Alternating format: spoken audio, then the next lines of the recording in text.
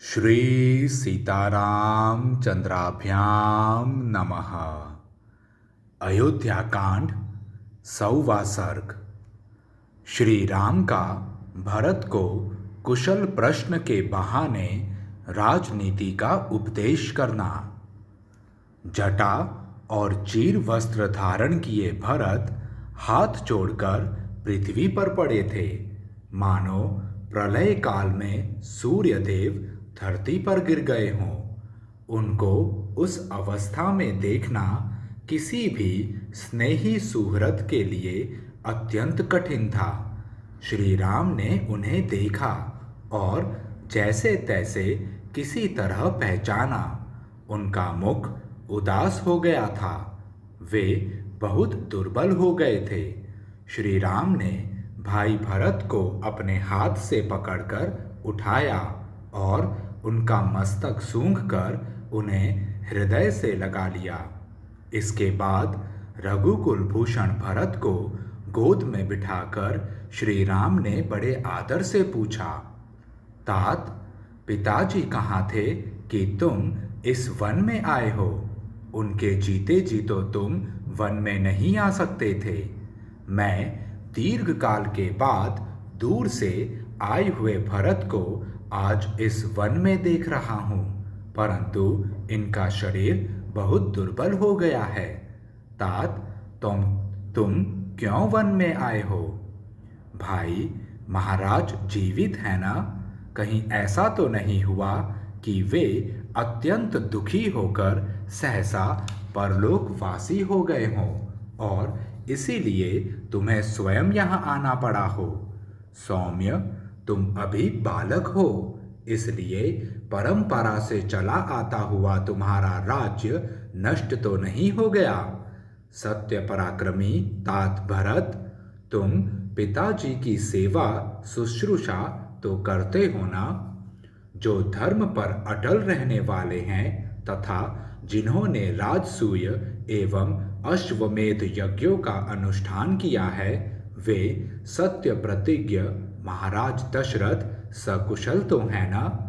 तात, क्या तुम सदा धर्म में तत्पर रहने वाले विद्वान ब्रह्मवेत्ता और इक्ष्वाकु कुल के आचार्य महातेजस्वी वशिष्ठ जी की यथावत पूजा करते हो? भाई, क्या माता कौशल्या सुख से हैं? उत्तम संतान वाली सुमित्रा प्रसन्न हैं और आर्या कैकई देवी भी आनंदित हैं। जो उत्तम कुल में उत्पन्न, विनय संपन्न, बहुश्रुत, किसी के दोष न देखने वाले तथा शास्त्रोक्त धर्मों पर निरंतर दृष्टि रखने वाले हैं, उन पुरोहित जी का तुमने पूर्णतः सत्कार किया है।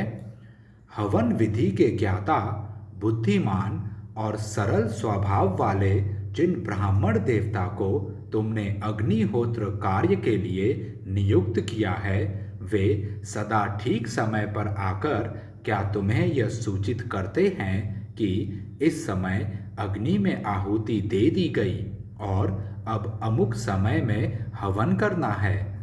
तात, क्या तुम देवताओं, पितरों, भृत्यों, गुरुजनों, पिता के समान आदरणीय वृद्धों, वैद्यों और ब्राह्मणों का सम्मान करते हो? भाई, जो मंत्र रहित श्रेष्ठ बाणों के प्रयोग तथा मंत्र सहित उत्तम अस्त्रों के प्रयोग के ज्ञान से संपन्न और अर्थशास्त्र के अच्छे पंडित हैं, उन आचार्य सुधन्वा का क्या तुम समादर करते हो? तात, क्या तुमने अपने ही समान शूरवीर, शास्त्रज्ञ, जितेंद्रिय, कुलीन तथा बाहरी चेष्टाओं से ही मन की बात समझ लेने वाले सुयोग्य व्यक्तियों को ही मंत्री बनाया है? रघुनंदन, अच्छी मंत्रणा ही राजाओं की विजय का मूल कारण है। वह भी तभी सफल होती है जब नीति शास्त्र निपुण मंत्री शिरोमणि अमात्य उसे सर्वथा गुप्त रखें। भरत, तुम असमय में ही निद्रा के वशीभूत तो नहीं होते? समय पर जाग जाते हो ना? रात के पिछले पहर में अर्थ सिद्धि के उपाय पर विचार करते हो ना। कोई भी गुप्त मंत्रणा 2 से 4 कानों तक ही गुप्त रहती है, 6 कानों में जाते ही वह फूट जाती है। अतः मैं पूछता हूँ, तुम किसी गूढ़ विषय पर अकेले ही तो विचार नहीं करते, अथवा बहुत लोगों के साथ बैठकर तो मंत्रणा नहीं करते। कहीं ऐसा तो नहीं होता कि तुम्हारी निश्चित की हुई गुप्त मंत्रणा फूटकर शत्रु के राज्य तक फैल जाती हो। रघुनंदन, जिसका साधन बहुत छोटा और फल बहुत बड़ा हो, ऐसे कार्य का निश्चय करने के बाद तुम उसे शीघ्र प्रारंभ कर देते हो ना, उसमें विलंब तो नहीं करते। तुम्हारे सब कार्य पूर्ण हो जाने पर अथवा पूरे होने के समीप पहुंचने पर ही दूसरे राजाओं को ज्ञात होते हैं ना। कहीं ऐसा तो नहीं होता कि तुम्हारे भावी कार्यक्रम को वे पहले ही जान लेते हों। तात, तुम्हारे निश्चित किए हुए विचारों को तुम्हारे या मंत्रियों के प्रकट न करने पर भी दूसरे लोग तर्क और युक्तियों के द्वारा जान तो नहीं लेते हैं, तथा तुमको और तुम्हारे अमात्यों को दूसरों के गुप्त विचारों का पता लगता रहता है ना। क्या तुम सहस्त्रों मूर्खों के बदले एक पंडित को ही अपने पास रखने की इच्छा रखते हो, क्योंकि विद्वान पुरुष ही अर्थ संकट के समय महान कल्याण कर सकता है। यदि राजा 1000 या 10,000 मूर्खों को अपने पास रख ले तो भी उनसे अवसर पर कोई अच्छी सहायता नहीं मिलती। यदि एक मंत्री भी मेधावी, शूरवीर, चतुर एवं नीतिज्ञ हो तो वह राजा या राजकुमार को बहुत बड़ी संपत्ति की प्राप्ति करा सकता है। तात, तुमने प्रधान व्यक्तियों को प्रधान, मध्यम श्रेणी के मनुष्यों को मध्यम और छोटी श्रेणी के लोगों को छोटे ही कामों में नियुक्त किया है ना।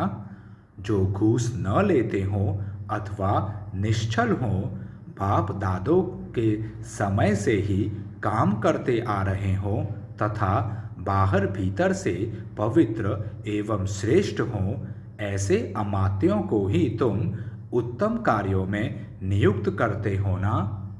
कैकई कुमार, तुम्हारे राज्य की प्रजा कठोर दंड से अत्यंत उद्विग्न होकर तुम्हारे मंत्रियों का तिरस्कार तो नहीं करती।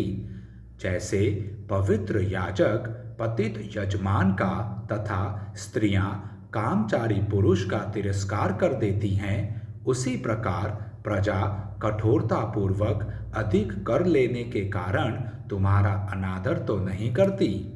जो साम दाम आदि उपायों के प्रयोग में कुशल, राजनीति शास्त्र का विद्वान, विश्वासी, भृत्यों को फोड़ने में लगा हुआ, शूर तथा राजा के राज्य को हड़प लेने की इच्छा रखने वाला है, ऐसे पुरुष को जो राजा नहीं मार डालता है, वह स्वयं उसके हाथ से मारा जाता है। क्या तुमने सदा संतुष्ट रहने वाले, शूरवीर, धैर्यवान, बुद्धिमान, पवित्र, कुलीन एवं अपने में अनुराग रखने वाले, रण कर्म दक्ष पुरुष को ही सेनापति बनाया है? तुम्हारे प्रधान योद्धा बलवान, युद्ध कुशल और पराक्रमी तो है ना? क्या तुमने उनके शौर्य की परीक्षा कर ली है तथा क्या वे तुम्हारे द्वारा सत्कार पूर्वक सम्मान पाते रहते हैं? सैनिकों को देने के लिए नियत किया हुआ समुचित वेतन और भत्ता तुम समय पर दे देते हो ना?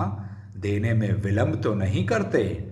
यदि समय बिताकर भत्ता और वेतन दिए जाते हैं तो सैनिक अपने स्वामी पर भी अत्यंत कुपित हो जाते हैं और इसके कारण बड़ी भारी अनर्थ घटित हो जाता है। क्या उत्तम कुल में उत्पन्न मंत्री आदि समस्त प्रधान अधिकारी तुमसे प्रेम रखते हैं? क्या वे तुम्हारे लिए एक चित्त होकर अपने प्राणों का त्याग करने के लिए उद्यत रहते हैं। भरत, तुमने जिसे राजदूत के पद पर नियुक्त किया है वह पुरुष अपने ही देश का निवासी, विद्वान, कुशल, प्रतिभाशाली और जैसा कहा जाए वैसी ही बात दूसरे के सामने कहने वाला और सदस द्विवेक युक्त है ना? क्या तुम शत्रु पक्ष के 18 और अपने पक्ष के 15 तीर्थों की 3-3 अज्ञात गुप्तचरों द्वारा देखभाल या जांच पड़ताल करते रहते हो? शत्रुसूदन, जिन शत्रुओं को तुमने राज्य से निकाल दिया है वे यदि फिर लौट कर आते हैं तो तुम उन्हें दुर्बल समझकर उनकी उपेक्षा तो नहीं करते। तात, तुम कभी नास्तिक ब्राह्मणों का संग तो नहीं करते हो, क्योंकि वे बुद्धि को परमार्थ की ओर से विचलित करने में कुशल होते हैं तथा वास्तव में अज्ञानी होते हुए भी अपने को बहुत बड़ा पंडित मानते हैं। उनका ज्ञान वेद के विरुद्ध होने के कारण दूषित होता है और वे प्रमाणभूत प्रधान धर्म शास्त्रों के होते हुए भी तार्किक बुद्धि का आश्रय लेकर व्यर्थ बकवाद किया करते हैं। तात, अयोध्या हमारे वीर पूर्वजों की निवास भूमि है। उसका जैसा नाम है वैसा ही गुण है। उसके दरवाजे सब ओर से सुदृढ़ है। वह हाथी, घोड़े और रथों से परिपूर्ण है।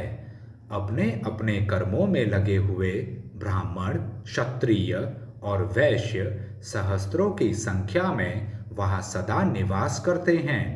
वे सब के सब महान उत्साही, जितेंद्रिय और श्रेष्ठ हैं। नाना प्रकार के राजभवन और मंदिर उसकी शोभा बढ़ाते हैं।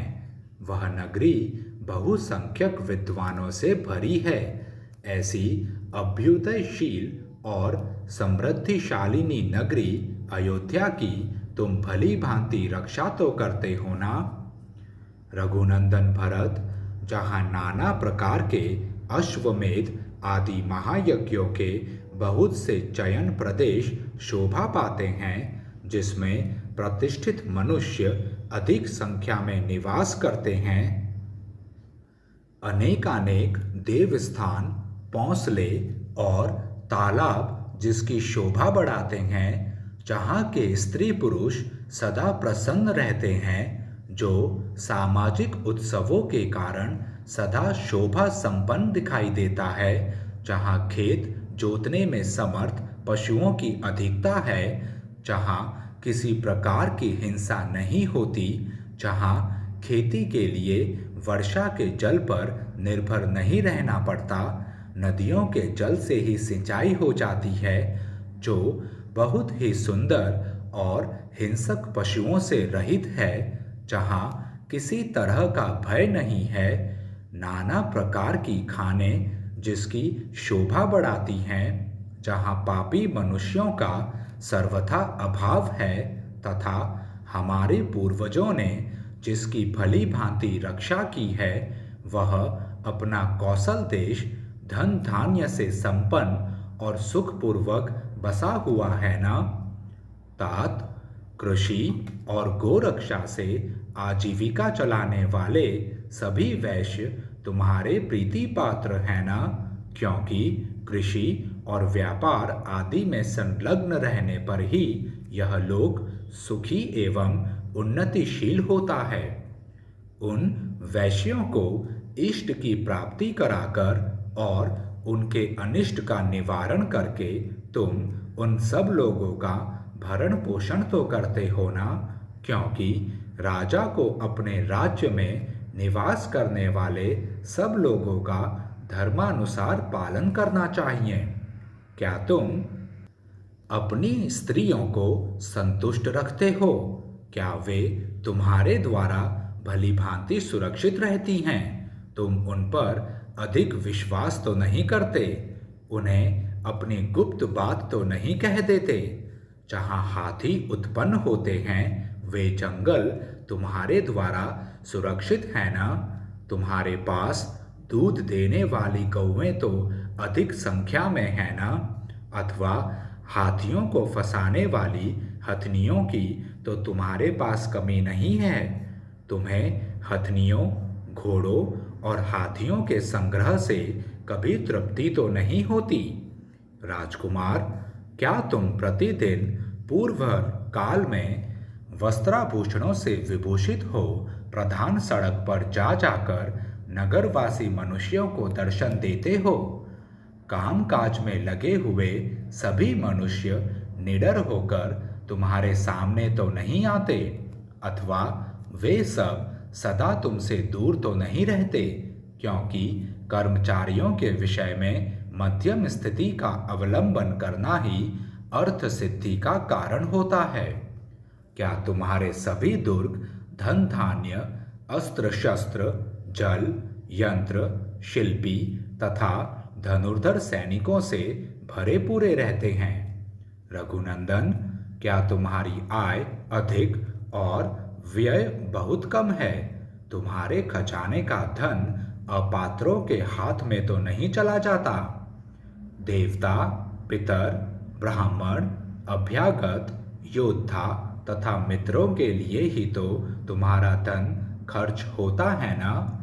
कभी ऐसा तो नहीं होता कि कोई मनुष्य किसी श्रेष्ठ, निर्दोष और शुद्ध आत्मा पुरुष पर भी दोष लगा दे तथा शास्त्र ज्ञान में कुशल विद्वानों द्वारा उसके विषय में विचार कराए बिना ही लोभवश उसे आर्थिक दंड दे दिया जाता हो?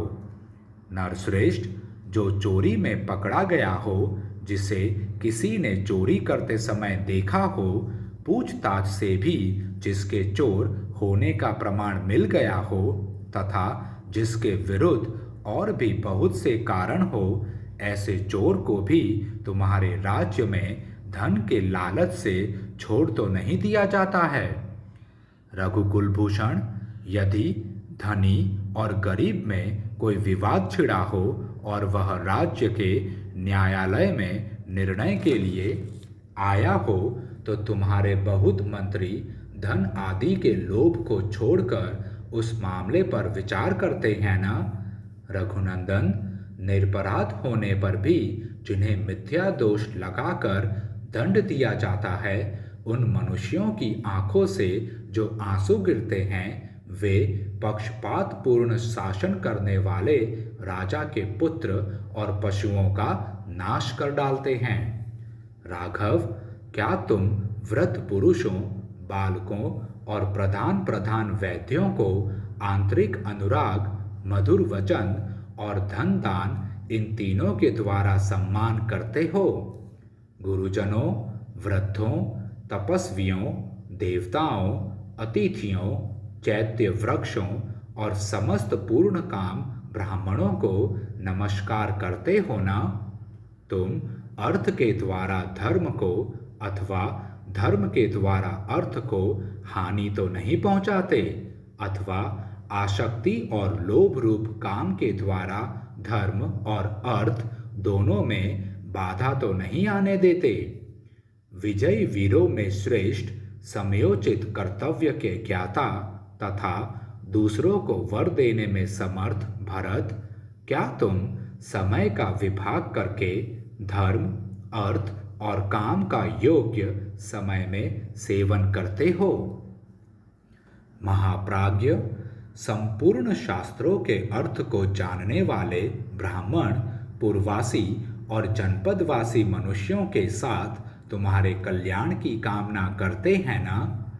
नास्तिकता, असत्य भाषण, क्रोध, प्रमाद, दीर्घ सूत्रता, ज्ञानी पुरुषों का संग न करना, आलस्य, नेत्र आदि पांचों इंद्रियों के वशीभूत होना, राजकार्यों के विषय में अकेले ही विचार करना, प्रयोजन को न समझने वाले विपरीतदर्शी मूर्खों से सलाह लेना, निश्चित किए हुए कार्यों का शीघ्र प्रारंभ न करना, गुप्त मंत्रणा को सुरक्षित न रखकर प्रकट कर देना, मांगलिक आदि कार्यों का अनुष्ठान न करना तथा सब शत्रुओं पर एक ही साथ चढ़ाई कर देना, ये राजा के 14 दोष हैं। तुम इन दोषों का सदा परित्याग करते हो ना।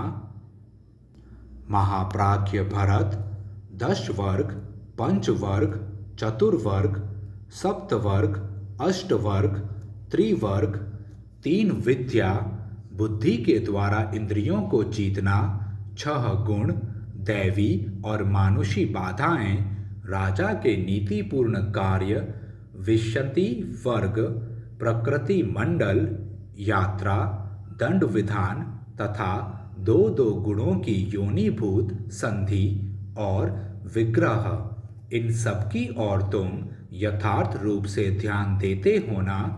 इनमें से त्यागने योग्य दोषों को त्याग कर ग्रहण करने योग्य गुणों को ग्रहण करते हो ना। विद्वान, क्या तुम नीति शास्त्र की आज्ञा के अनुसार 4 या 3 मंत्रियों के साथ सबको एकत्र करके अथवा सबसे अलग अलग मिलकर सलाह करते हो? क्या तुम वेदों की आज्ञा के अनुसार काम करके उन्हें सफल करते हो? क्या तुम्हारी क्रियाएं सफल हैं? क्या तुम्हारी स्त्रियां भी सफल हैं? और क्या तुम्हारा शास्त्र ज्ञान भी विनय आदि गुणों का उत्पादक होकर सफल हुआ है? रघुनंदन, मैंने जो कुछ कहा है तुम्हारी बुद्धि का भी ऐसा ही निश्चय है ना? क्योंकि यह विचार आयु और यश को बढ़ाने वाला तथा धर्म, काम और अर्थ की सिद्धि करने वाला है। हमारे पिताजी जिस वृत्ति का आश्रय लेते हैं, हमारे प्रपितामहों ने जिस आचरण का पालन किया है, सत्पुरुष भी जिसका सेवन करते हैं और जो कल्याण का मूल है, उसी का तुम पालन करते हो ना। रघुनंदन, तुम स्वादिष्ट अन्न अकेले ही तो नहीं खा जाते, उसकी आशा रखने वाले मित्रों को भी देते हो ना। इस प्रकार धर्म के अनुसार दंड धारण करने वाला विद्वान राजा प्रजाओं का पालन करके समूची पृथ्वी को यथावत रूप से अपने अधिकार में कर लेता है तथा देह त्याग करने के पश्चात स्वर्गलोक में जाता है। इस प्रकार श्री वाल्मीकि निर्मित आर्ष रामायण आदि काव्य के अयोध्या कांड में 100वां सर्ग पूरा हुआ। जय श्री राम।